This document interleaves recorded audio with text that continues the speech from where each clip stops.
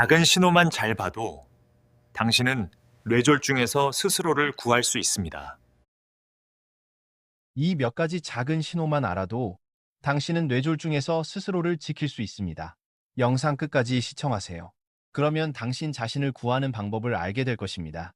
안녕하세요. 저는 내과 전문의 박지훈입니다. 저는 독일에서 20년 넘게 근무하며 현재는 유럽에서도 심혈관 신경질환 연구의 중심지로 꼽히는 대형 대학병원에서 교수로 일하고 있습니다.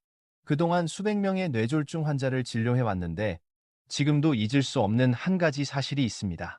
대부분의 환자들이 이미 몸에서 보낸 조용한 경고 신호를 받았지만 그것을 놓쳤다는 것, 특히 다리에서 온 신호를요. 사람들은 뇌졸중 하면 입이 한쪽으로 돌아가거나 말을 더듬고 반신마비나 의식 저하를 떠올립니다. 물론 그것들도 전형적인 증상입니다. 하지만 그때는 이미 뇌 손상이 진행된 뒤입니다. 많은 분들이 모르고 있는 사실이 있습니다. 뇌는 훨씬 이전부터 작은 신호들을 보내며 도움을 요청한다는 것. 그리고 그 신호가 가장 먼저 나타나는 곳이 바로 얼굴이 아니라 다리입니다. 왜 하필 다리일까요? 다리는 심장에서 가장 멀리 떨어져 있고 혈액이 도달하기까지 가장 긴 거리를 이동해야 하며 중력의 영향을 가장 많이 받는 부위입니다. 따라서 혈액순환이 약해지거나 뇌혈관이 좁아지기 시작하면 다리를 움직이는 뇌의 운동중추로 가는 혈류가 줄어듭니다. 그 결과 근육이 약해지고 감각이 둔해지며 걸음이 무거워집니다. 하지만 대부분의 사람들은 이렇게 말합니다. 피곤해서 그래요. 나이 드니까 그렇죠. 어제 잠을 못 잤어요. 그렇게 스스로를 안심시키며 신호를 놓칩니다. 저는 진료 중에 이런 말을 자주 듣습니다. 선생님, 며칠 전부터 다리가 좀 저리고 걷는 게 불안했는데 그냥 오래 앉아 있어서 그런 줄 알았어요. 그럴 때마다 정말 안타깝습니다. 그때 병원에만 왔어도 마비되지 않았을 수도 있기 때문입니다. 제가 기억하는 환자 중 한 분은 부산에 사는 68세의 최민석 씨였습니다. 활발하고 부지런한 분이었죠. 매일 아침마다 아내 대신 시장을 다니던 분입니다. 이번 3주 전부터 오른쪽 다리에 힘이 빠지고 계단 오르기가 힘들었지만 관절염이겠지 하고 넘겼습니다. 그러던 어느 아침 채소 바구니를 들다가 갑자기 쓰러졌습니다. 오른쪽 반신이 움직이지 않았습니다. MRI 결과 왼쪽 뇌혈관이 70% 이상 막혀 있었죠. 다행히 빠른 처치로 생명은 건졌지만 다시 걷기까지 6개월이 걸렸습니다. 재활실에서 그가 제게 말했습니다. 박 선생님, 조금만 더 일찍 다리의 말을 들었더라면 좋았을 텐데요. 그 한마디가 아직도 제 마음에 남아 있습니다. He's right to not. 다리 평범해 보이지만 사실은 뇌가 가장 먼저 보내는 구조 신호의 통역자입니다. 독일과 네덜란드의 연구에 따르면 뇌졸중 환자의 절반 이상이 발병 며칠에서 몇 주 전 다리의 이상 증상을 겪었다고 합니다. 네, 한쪽 다리에 힘이 빠지거나 감각이 둔해지거나 걸음이 휘청거리고 평소보다 자주 발을 헛디디는 것들, 그것이 바로 뇌의 도움 요청입니다. 몸은 이미 말하고 있었습니다. 단지 우리가 듣지 않았을 뿐입니다. 오늘 저는 여러분께 뇌졸중이 오기 전 다리가 보내는 7가지 경고 신호를 이야기하려 합니다. 이 중 단 하나만이라도 알아차리면 당신 자신이나 가족의 생명을 구할 수 있습니다. 내게스테이 시작하기 전에 이 내용이 도움이 된다고 느끼신다면 좋아요, 팔로우, 댓글 부탁드립니다.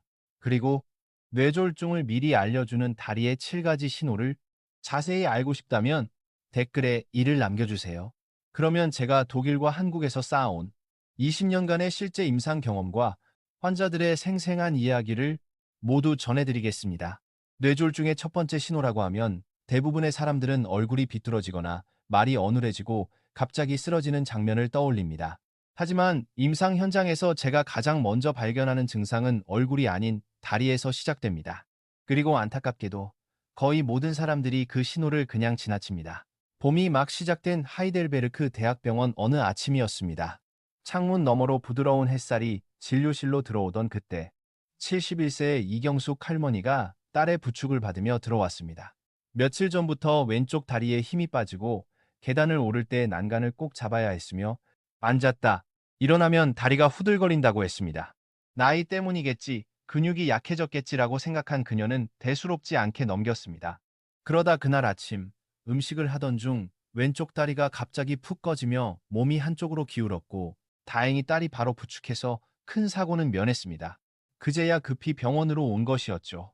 검사 결과 혈압은 168/90임 MRI에서는 오른쪽 뇌의 작은 허혈성 병변 혈류가 일시적으로 막힌 부위이 보였습니다.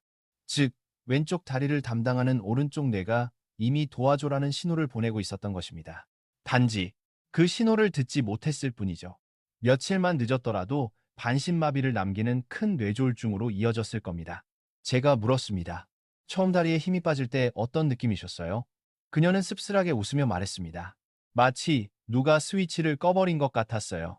잘 걷다가 갑자기 힘이 빠지고 잠시 후엔 다시 괜찮아지고요. 그냥 피곤한 줄 알았죠. 이 대답을 저는 수백 번 들었습니다.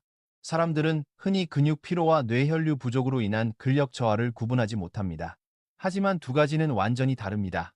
근육 피로는 천천히 양쪽 다리에 나타나고 휴식하면 좋아집니다.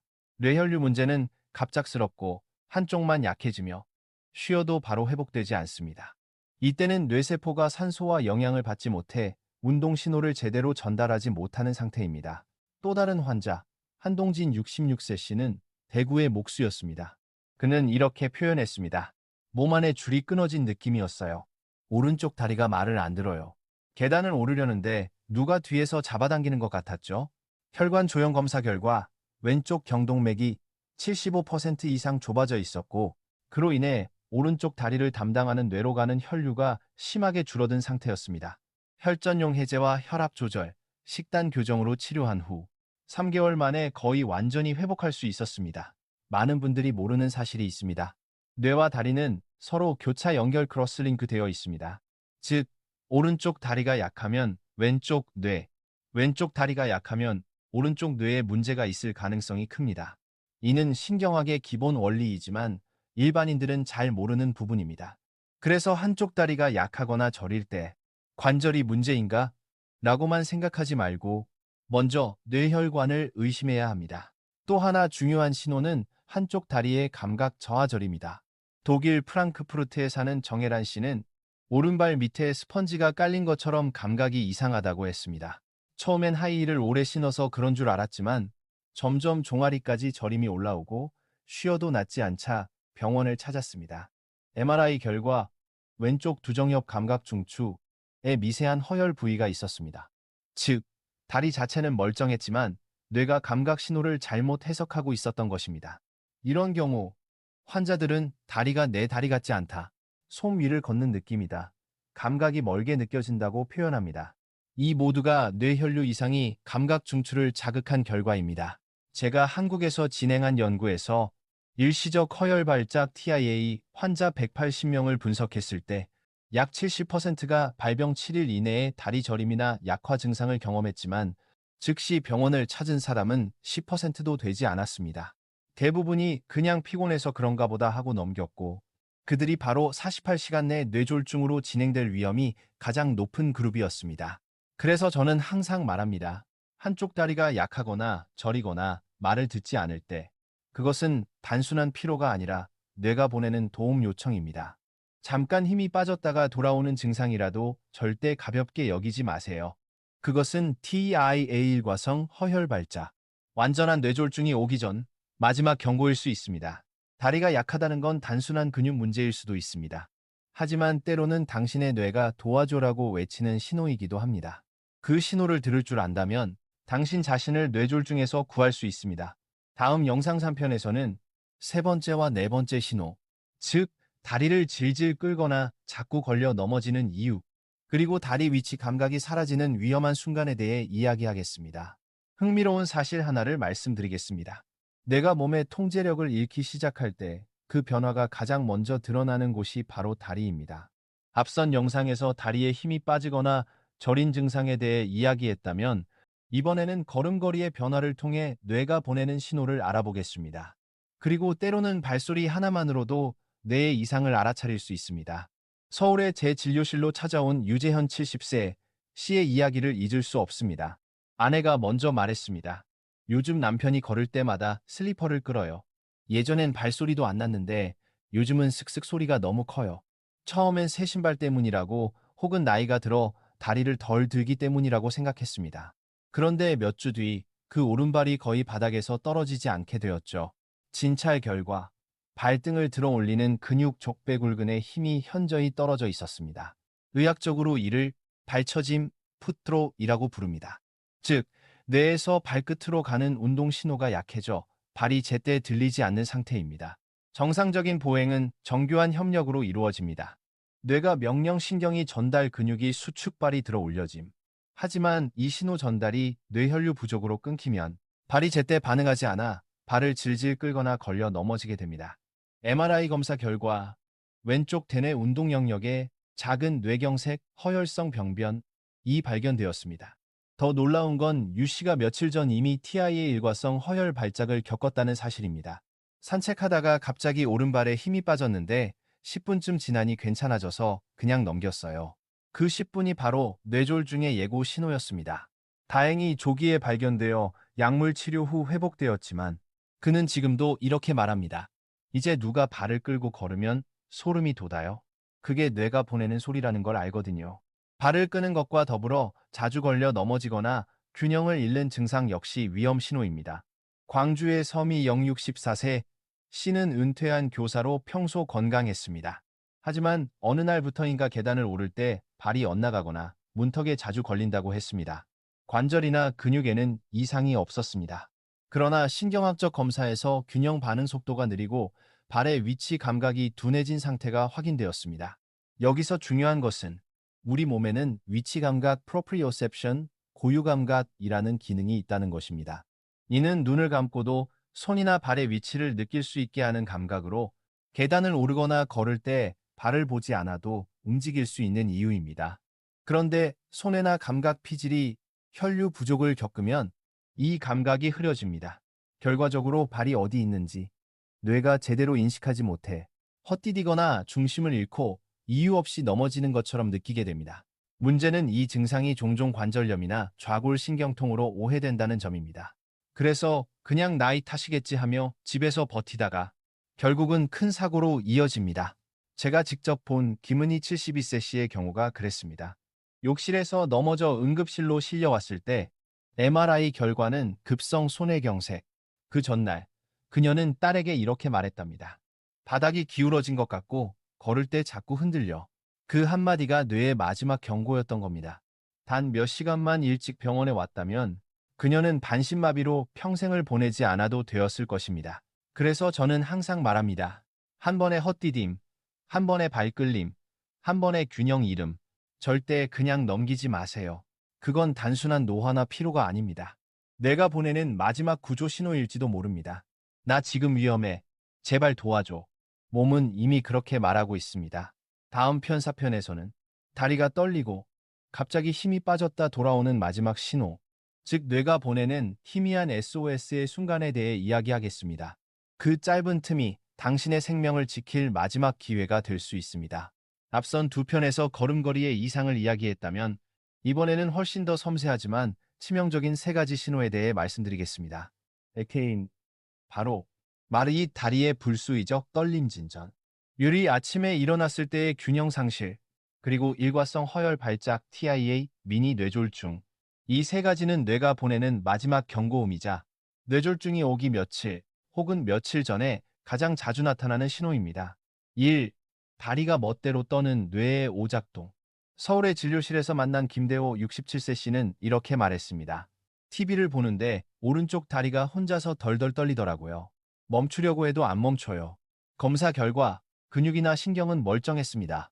하지만 MRI를 찍어보니 뇌의 기저의 페이살 갱그리아 부위에 미세 혈관이 좁아져 있었죠. 이 부위는 우리 몸의 자동 움직임 떨림, 보행, 균형 조절을 담당하는 곳입니다. 즉, 이때의 떨림은 단순한 피로나 스트레스가 아니라 뇌가 잘못된 신호를 반복적으로 보내면서 생긴 명령 오류였습니다. 피로로 인한 떨림은 쉬면 사라지지만 이 뇌율의 진전은 쉬어도 멈추지 않으며 때로는 잠잘 때조차 지속됩니다. 그래서 저는 환자들에게 이렇게 말하곤 합니다. 당신이 원하지 않아도 다리가 떨린다면 그것은 습관이 아니라 뇌가 보내는 신호입니다. 이 아침에 일어날 때 땅이 기우는 느낌. 두 번째 신호는 아침 균형 장애입니다. 서미 경육 13세 씨는 이렇게 말했습니다. 아침에 일어나면 꼭 바닥이 살짝 기운 것 같아요. 몇 분 지나면 괜찮아지니까 그냥 넘겼어요. 하지만 어느 날 영씨 화장실로 가던 중 중심을 잃고 넘어져 응급실로 실려왔습니다. 검사 결과 손에 헤레베론 부위에 야간 허혈 혈류 부족이 확인되었습니다. 잠을 자는 동안 혈압은 자연스럽게 낮아집니다. 그런데 혈관이 좁아진 사람의 경우 그 낮은 혈압이 뇌, 특히 균형을 담당하는 손해로 가는 혈류를 막아버리는 것이죠. 그래서 아침에 일어나면 순간적으로 땅이 기운 듯 혹은 몸이 한쪽으로 쏠리는 느낌을 받습니다.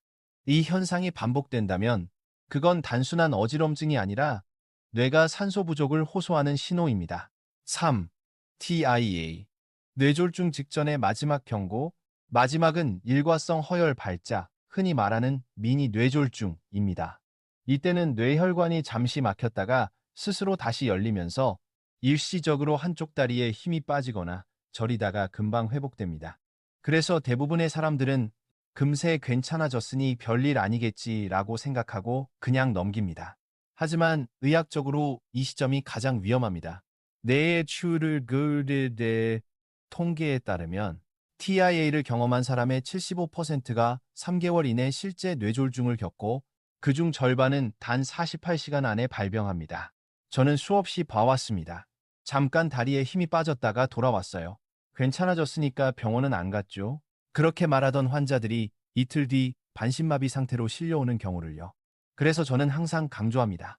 다리가 갑자기 저리거나 힘이 빠졌다가 돌아왔을 때 절대 안심하지 마세요. 그것은 뇌가 보낸 마지막 구조 신호, 지금 당장 도와줘라는 외침입니다. 골든타임 4시간 30분.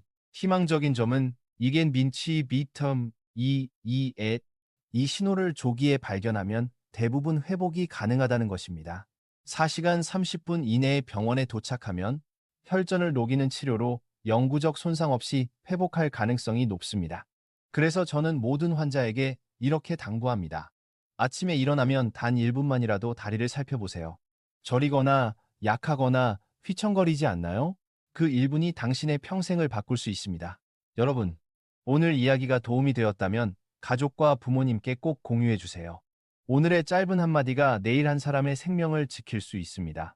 다음 편, 마지막 이야기에서는 제가 독일과 한국에서 20년 동안 환자들을 보며 깨달은 가장 큰 교훈, 즉, 몸의 작은 신호를 듣는 법에 대해 말씀드리겠습니다. 그것이 바로 뇌졸중을 피하는 가장 확실한 방법입니다. 20여 년 동안 독일과 한국에서 환자들을 진료하며 제가 배운 것은 단지 진단 기술이나 치료 방법이 아닙니다. 가장 값진 깨달음은 이것이었습니다. 우리 몸은 무너지기 전에 반드시 신호를 보낸다. 다만 우리가 듣지 않을 뿐이다. 부산의 평범한 어부부터 프랑크푸르트의 엔지니어까지 수많은 환자들을 만나며 한 가지 공통점을 봤습니다. 그들은 모두 다리로부터의 도움 요청을 이미 받고 있었던 사람들입니다. 다리가 저리거나 힘이 빠지거나 걸음이 불안정했지만 피곤해서 그렇겠지라며 그냥 넘겼습니다. 그리고 어느 날 아침 그들은 갑자기 쓰러졌고 인생이 완전히 바뀌었습니다. 반대로 그 작은 변화를 일찍 알아차린 사람들도 있었습니다. 그들은 병원을 찾아 조기에 치료했고 지금도 건강하게 오랫동안 삶을 이어가고 있습니다. 그들이 제게 공통적으로 하는 말은 늘 같습니다.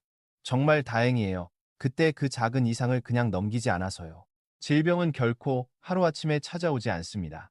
모든 병은 작은 균열의 축적으로 시작됩니다. 벽에 생긴 아주 미세한 금처럼요. 그때 바로 메꾸면 아무 일 없지만 방치하면 언젠가 무너집니다. 우리의 다리는 바로 그 첫 번째 균열이 드러나는 벽입니다. 그래서 저는 학생들에게 늘 말합니다. 환자가 다리가 약해요라고 말하면 다리만 보지 말고 뇌를 보라. 왜냐하면 다리는 단순한 신체 부위가 아니라 순환과 신경의 건강을 비추는 거울이기 때문입니다. 이 영상을 통해 제가 전하고 싶은 단 하나의 메시지는 이것입니다. 매일 몸의 언어에 귀 기울이세요. 특히 당신의 다리를 관찰하세요. 한쪽 다리가 갑자기 약해지거나 저리거나 떨리거나 걸음걸이가 달라졌다면 그건 결코 사소한 일이 아닙니다. 혹시 아무 이상이 없더라도 병원에 가서 확인하세요. 그것이 바로 당신 자신을 지키는 가장 확실한 방법입니다. 그리고 만약 부모님, 조부모님 혹은 나이 드신 분이 주변에 계시다면 그분들의 걸음소리와 발걸음을 유심히 봐주세요. 한마디의 조언이 한 생명을 구할 수도 있습니다. 진료를 마치고 퇴근할 때면 저는 늘 생각합니다. 이 사람들은 약으로만 구해진 게 아니다. 그들의 생명을 지킨 건 작은 관심과 즉시 행동이었다. 이 영상을 보고 계신 여러분, 부디 잊지 마세요. 몸은 절대 거짓말하지 않습니다. 다리는 언제나 먼저 말합니다. 그리고 그 말을 들어줄 수 있다면 당신은 자신의 인생을 구한 사람이 될 수 있습니다. 감사합니다. 저는 내과 전문의 박지훈입니다. 이 이야기가 유익했다면 꼭 주변 사람들과 공유해 주세요. 오늘의 작은 관심이 내일 누군가의 생명을 지킬 수 있습니다. 여러분과 가족 모두 늘 건강하시고 몸의 언어를 들을 줄 아는 삶을 사시길 바랍니다.